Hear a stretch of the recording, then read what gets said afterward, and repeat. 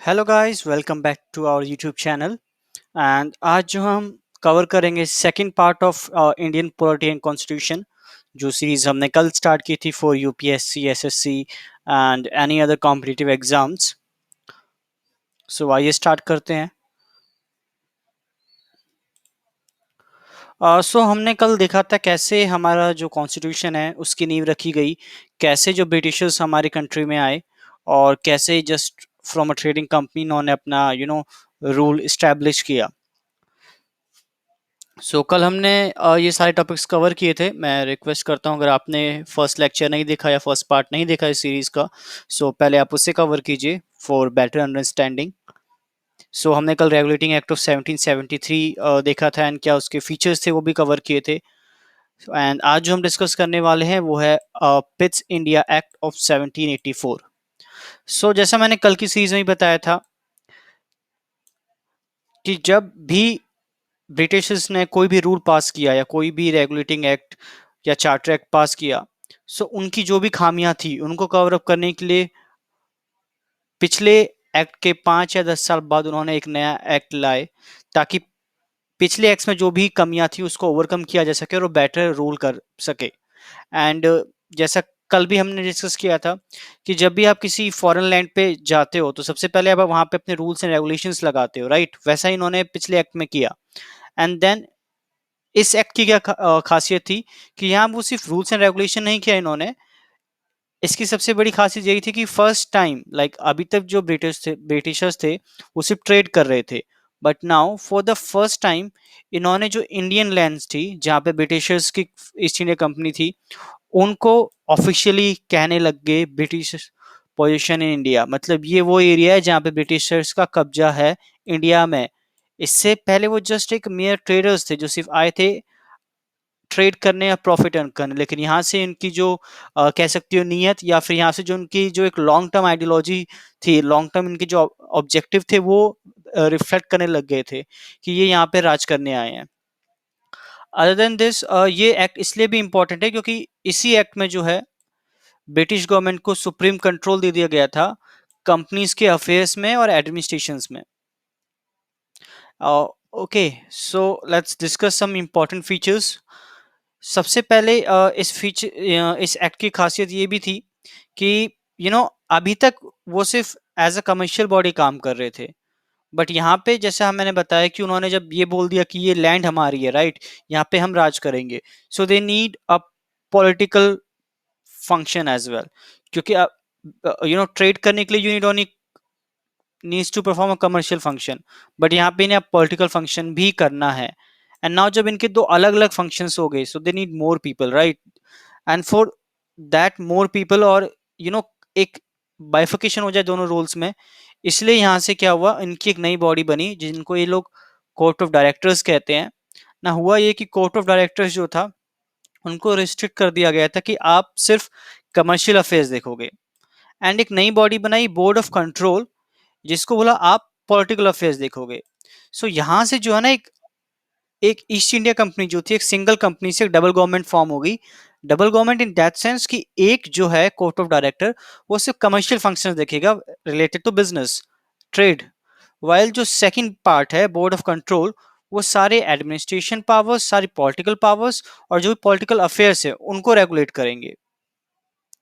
Now इस act ने board of control को ये भी पावर दी कि सिंस बोर्ड ऑफ कंट्रोल को पॉलिटिकल अफेयर्स मैनेज करने हैं, right, they needs to administrate the country or administrate the province that came under the British India Company. So that's why उनको जो military powers थी, mean जो भी militaries थी east India companies की और जो उनके subsidiary alliances थी, उन सब की military powers and civil powers ये भी उनको प्रोवाइड की थी ताकि वो इजिली रेगुलेट कर सके। अपार्ट फ्रॉम दिस, जो भी गवर्नमेंट के रेवेन्यूज थे ब्रिटिश पोजीशन में, जो भी प्रोविंसेस थे वो भी बोर्ड ऑफ कंट्रोल को दिए गए ताकि वो इजिली से रेगुलेट कर सके इंडियन प्रोविंसेस को। नाउ 1784 पिट्स इंडिया एक्ट के बाद जो नेक्स्ट एक्ट आया वो था चार्टर एक्ट ऑफ 1833। नाउ ये किस लिए इंपॉर्टेंट है? ये इसलिए इंपॉर्टेंट है क्योंकि राइट, ये इसलिए इम्पोर्टेंट है क्योंकि जो हमारा जो प्रोसेस था, जो हमने स्टार्ट किया था रेगुलेटिंग एक्ट ऑफ 1773 में, राइट, यहाँ पे हमने क्या स्टार्ट किया था? यहाँ पे हमने स्टार्ट किया था कि यहीं से सेंट्रलाइजेशन चालू होगा, सारी पावर्स एक आदमी के हाथ में दी जाएगी, सारी पावर्स जो है गवर्नर जनरल ऑफ बंगाल को दी जाएगी, और जो अदर्स दो प्रेसिडेंसीज है मद्रास एंड बॉम्बे, उनको उसके सबऑर्डिनेट बनाया जाएगा। सो यहाँ से हमारा जो है सेंट्रलाइजेशन चालू हुआ था। एंड जो चार्टर एक्ट ऑफ 1833 है, यहाँ पे ये अपने पीक पे था सेंट्रलाइजेशन। पीक पे कैसे था कि वहां पे एटलीस्ट उनको सब्सिडीज बनाया गया था कि वो उसके अंडर काम करेंगे, सबऑर्डिनेट बनाया गया था। बट यहाँ पे जो गवर्नर जनरल ऑफ बंगाल है, उसको बंगाल से हटाकर गवर्नर जनरल ऑफ इंडिया बना दिया गया। मींस नाउ उसे बंगाल को कंट्रोल नहीं करेगा, वो पूरे इंडिया को कंट्रोल करेगा। अपार्ट फ्रॉम दिस, एटलीस्ट वहां पे उनके पास कुछ पावर्स थी। यहाँ पे तो गवर्नर ऑफ बॉम्बे और मद्रास की जो भी लेजिस्लेटिव पावर्स थी, उनको भी ले लिया गया। उनके पास भी कोई इतनी मेजर पावर्स नहीं दी गई, सारी पावर्स जो है गवर्नर जनरल ऑफ इंडिया के पास चली गई। तो इन दैट सेंस जितने भी administrative, legislative and military powers थी, वो गवर्नर जनरल ऑफ इंडिया को मिल गई। सो इसलिए जो है ये काफी इंपॉर्टेंट है एक्ट। और जो विलियम बेंटिक थे, इनको first governor general of India ही बना दिया गया। सो इन दैट केस अगर प्रीलिम्स या किसी भी स्टेट पीसीएस एग्जाम्स में क्वेश्चन आ सकता है कि who was the first governor general of India, so in that case the answer will be William Bentinck. And the question might be in that way, that who was the last governor general of Bengal. Even in that case as well, uh, he was William Bentinck. Now जो governor general of India थे, उनको exclusive powers दी गई जितने भी legislative functions perform करने हैं। Now इससे पिछले जो एक्ट्स पास हुए थे, उन सबको सॉरी या उन सबको एक्ट्स कहा जाता था, क्योंकि देवर रियली एक्ट्स, एक नॉर्मल उन्होंने रूल्स निकाले, राइट, उनको रेगुलेट करना है। बट चार्टर एक्ट ऑफ 1833 के बाद क्या हुआ, जब एक सेंट्रल पर्सन बन गया जिसके पास सारी पावर्स है, जब अपनी पावर्स को परफॉर्म करेगा, देन वो सिर्फ एक रूल्स नहीं रहेंगे, वो सिर्फ एक एक्ट्स नहीं रहेंगे, उनको लॉ बना दिया गया। लॉ क्यों बना दिया गया? लॉ इसलिए बना दिया गया ताकि उस पे जो है सुप्रीम कोर्ट एक्शन ले सके, और जो उन लॉज को और उन एक्ट्स को फॉलो नहीं कर रहे हैं, उनके अगेंस्ट एक्शंस लिया जा सके। नाउ जैसा पिछले एक्ट्स में हुआ था, वहां कमर्शियल पॉलिटिकल बॉडीज को डिफरेंशिएट कर दिया गया था, एंड जो हमारे बोर्ड ऑफ कंट्रोल था, उनको मैक्सिमम पावर्स दी गई थी। इस एक्ट में जो है कमर्शियल एक्टिविटीज को जो है कंप्लीटली स्क्रैप कर दिया, कंप्लीटली एंड कर दिया।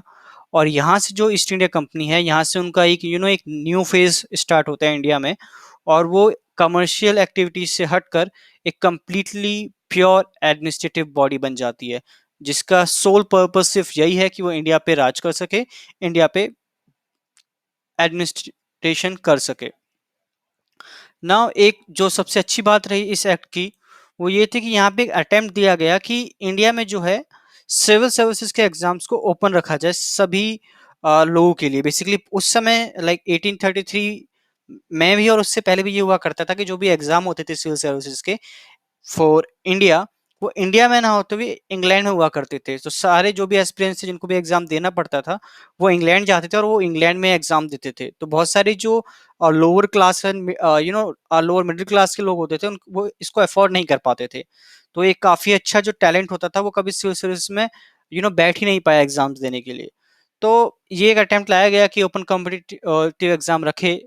बट काफी इसको क्रिटिसाइज किया गया कोर्ट ऑफ डायरेक्टर के थ्रू। सो दैट्स व्हाई ये सक्सेसफुली नहीं इंप्लीमेंट हो सका। सो ये था 1833 का चार्टर एक्ट। इसके बाद आता है हमारा चार्टर एक्ट ऑफ 1853, और ये लास्ट चार्टर एक्ट होता है। और इसके बाद हमें चार्टर एक्ट्स नहीं दिखाई देंगे ज़्यादातर, राइट। इसके बाद जो हमारे होंगे वो एक्ट के फॉर्म्स में जो उन्होंने रूल्स एंड रेगुलेशन पास किए वो आएंगे। सो ये लास्ट चार्टर एक्ट था जो 1773 से चार्टर एक्ट स्टार्ट होते हैं, और 1853 ये वाला जो है ये लास्ट होता है।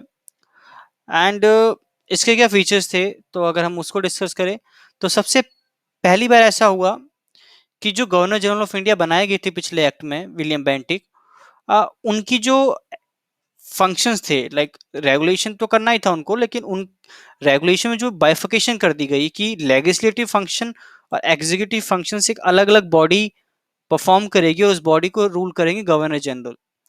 सो लेजिस्लेटिव बॉडी अलग बना दी गई और एग्जीक्यूटिव बॉडी अलग बना दी गई। एंड 6 नए मेंबर्स को ऐड किया गया लेजिस्लेटिव काउंसिल में। एंड यू नो इसको इस तर्ज में बनाया गया कि जैसे इंग्लैंड में रूल किया जाता था, जैसे इंग्लैंड में अपर सेनेट और लोअर सेनेट हुआ करता था, वैसे यहाँ पे लेजिस्लेटिव और एग्जीक्यूटिव बॉडी बना दी गई। एंड इस लेजिस्लेटिव बॉडी को ही, क्योंकि ज्यादातर रूल्स यही बनाया करती थी, एंड देन इसको जो हमारे गवर्नर जनरल है विलियम बेंटिक, वो इसको पास करते थे, इसलिए इसको जो है मिनी पार्लियामेंट भी कहा जाता था उस टाइम पे। क्योंकि इसके जो फंक्शंस थे, इसके जो प्रोसीजर्स थे और इसमें जो पावर्स थी, वो सेम थी ब्रिटिश पार्लियामेंट के अकॉर्डिंग। एंड फर्स्ट टाइम ऐसा हुआ कि एक फुल टाइम ऐसी एक मशीनरी और ऐसी एक बॉडी बनाई गई जो रूल्स एंड रेगुलेशंस को बनाए एंड उसको पास करवाए। नाउ सिंस ये बॉडी बनाई गई एंड इसमें इंडिया का भी काफी कंट्रीब्यूशन था, इसलिए जो सबसे पहला काम किया इन्होंने वो ये कि ओपन कॉम्पिटिटिव सिस्टम को जो है and recruitment of civil servant, इसको पास किया गया, जो पिछले एक्ट में बोर्ड ऑफ डायरेक्टर्स ने जो है जिसको काफी क्रिटिसाइज किया था, अपोज किया था। एंड दस इस एक एक्सट्रीम स्टेप्स के थ्रू सिविल सर्विसेज जो है उसके दरवाजे खुल गए सारे इंडियंस के लिए, जो lower class and middle lower class है उनके लिए भी। और इस कमेटी को जिसने ये लॉ पास किया, इसको मैक्यूली कमेटी भी कहते हैं, नाम काफी इंपॉर्टेंट है, प्रीलिम्स में आ जाता है।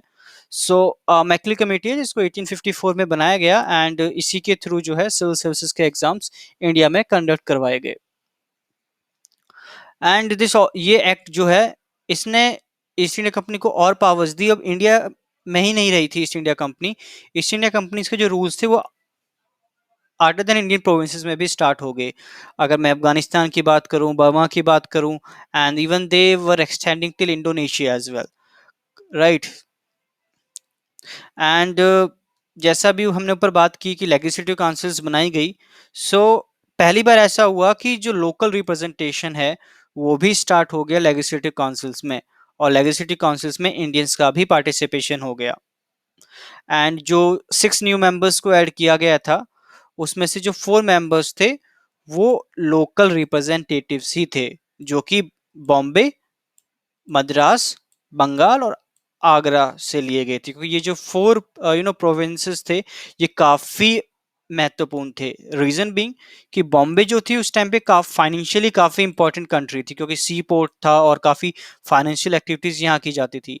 आगरा इसलिए इंपॉर्टेंट था क्योंकि ये जो है ये सेंट्रल एशिया का एरिया कवर करता था। And Bengal as we all know कि पोर्ट भी है और लाइक काफी क्रिटिकली इंपॉर्टेंट प्लेस है। And same with the Madras, क्योंकि यहाँ पे भी काफी मुश्किलों के बाद टीपू सुल्तान खुराना के बाद इंग्लैंड और रूल कर पा रहे थे, तो दैट्स वाई ये भी काफी इंपॉर्टेंट था। सो आज के लिए दैट्स इट। आज हमने 2 एक्ट कवर कर लिए, and tomorrow we will try कि हम इस पूरी सीरीज फर्स्ट जो हमारा यूनिट है एवोल्यूशन ऑफ इंडियन कॉन्स्टिट्यूशन, इसको कवर करें।